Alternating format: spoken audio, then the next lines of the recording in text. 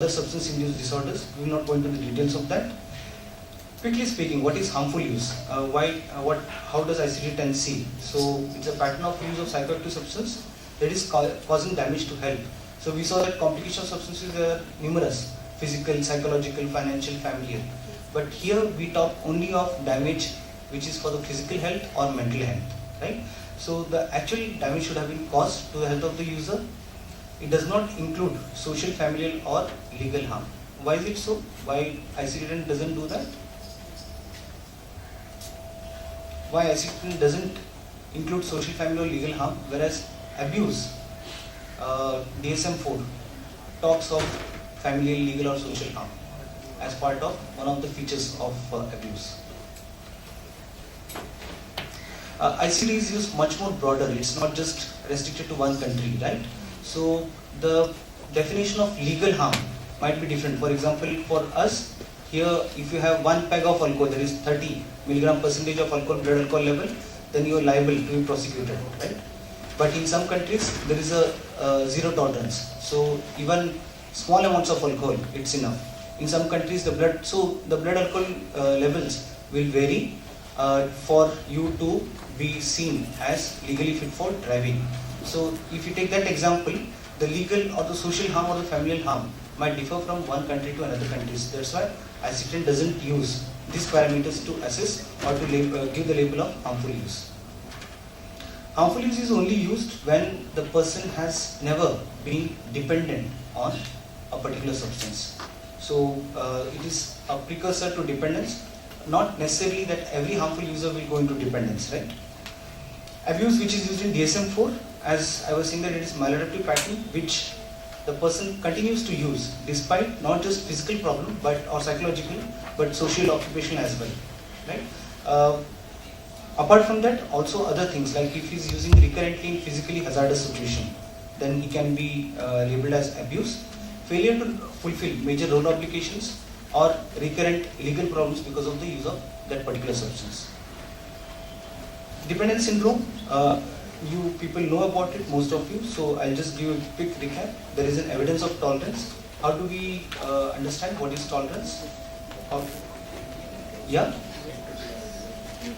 It is increasing amounts that the person has to take to get the same kind of high, or if he takes lesser than that, then he'll have some problems or withdrawals. The second is a physiological withdrawal state. The third is the person has difficulty in controlling the use of substance. So either he is not able to control when should he take that substance, he is not able to control how much he should take, or he is not able to control when he should stop the use of substance. So for example, if a person who is alcohol dependent, he will not be able to control whether he should take it in the morning or afternoon or evening, right? So that is the onset. He would have gone with an idea that I should take only 30 ml or 60 ml or 1/4 of IMFL. But then when he goes, he is not able to control for that. He goes beyond that. So that is difficulties in control of substance use. Neglect of alternative pleasures. So drug becomes the central point of life for him. So all the other activities which were previously pleasurable for him, watching movies, talking to friends, going out for parties, so those things become secondary. He starts neglecting them, and the focus is only on substance use. Substance use only becomes the way in which he can get a pleasure or high. The others are continued substance use despite harm. So he has problems in his life because of use of substance. He knows that this is causing problem to me, but yet he can't stop and he continues doing it. There is a strong desire or compulsion to use, and this is once again which is specific to ICD-10. And desire or unsuccessful attempts to cut down is another. So the person would have tried to stop in his life, but he is not able to cut down. He is not able to stop the use of that particular drug. So these are the criteria for dependence syndrome. So broadly speaking, 3 broad areas. One is physical or physiological, which is evidenced by tolerance and withdrawal. Second is psychological, which is craving or inability to control where, what and how much. And third is behavioral, where there is neglect of alternative pleasures, continued use despite harm, and unsuccessful attempts to cut down.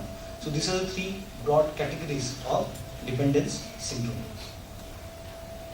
The important part about dependence syndrome is that just by seeing that a person is reporting withdrawals doesn't mean that he is dependent. So it is neither sufficient nor necessary for making a diagnosis of dependence syndrome. Like we were seeing before, that if there are three broad areas, just having a withdrawal is not enough because you require three or more symptoms to be there to diagnose dependence. So it's not just enough. The issue is that withdrawals may not be prominent for some substances such as cannabis, hallucinogens, inhalants. So that is one issue. The issue also is that some people may be only physically dependent on substances. And what are those cases? It is people commonly are given medications for some indications like cancer, for example, chronic pain, people who are on agonist maintenance treatment.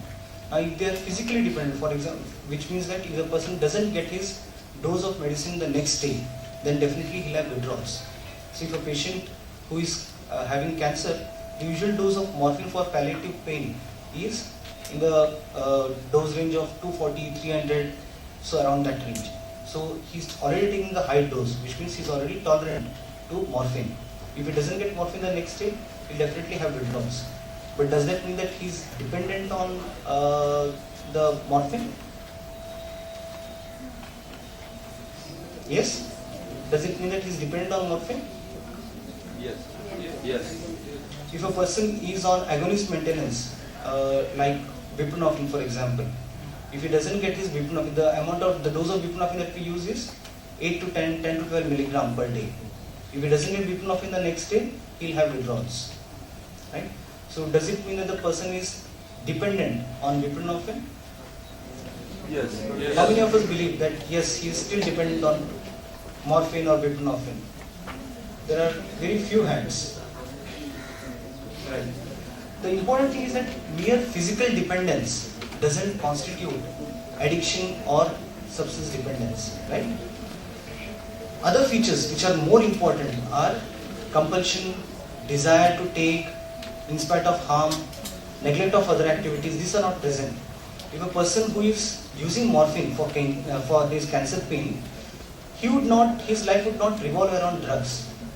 The entire day, most of the time, he is not spending on drugs. Right? The person's compulsion, like for example, if I am on 10 milligram buprenorphine, doesn't mean that I would want more and more and more. Right? There will be very few patients who would be like that, but most of them would be comfortable with a particular fixed dose. So though he is physically dependent, but that is not enough to constitute addiction or to make a diagnosis of addiction. Right? Okay.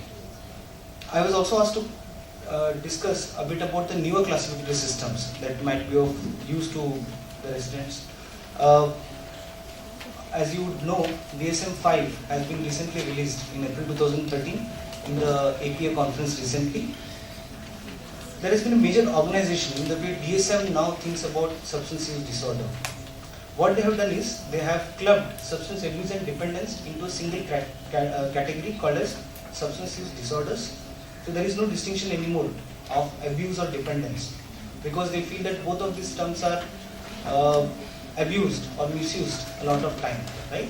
So that's why they have dropped this, and what the person is given a level of is substance use disorder, and it is measured on a continuum. So if a person has only 2 to 3 symptoms, it is mild. If the person has 6 or more symptoms, then it is severe, right? Drug craving, which was not there in DSM-5, DSM-4 before, DSM-5 has introduced this criteria for diagnosing substance use disorder, which is drug craving. And from DSM-5, problems with law enforcement has been eliminated. Like we were discussing before, they thought that it is not, it differs from one place to another place, so they have taken that out. There is a newer section on in the DSM-5 substance use disorder, which is non-substance related disorder. And here, gambling disorder, which was previously, where does DSM-4 mention gambling disorder currently? It is in impulse control disorder. Now they have put it in substance use, non-substance related disorder. So they have put it there. So there is a new category of behavioral addictions, and gambling disorder finds a mention there. Internet addiction, that has not been put currently in DSM-5, not in the main substance use disorder category.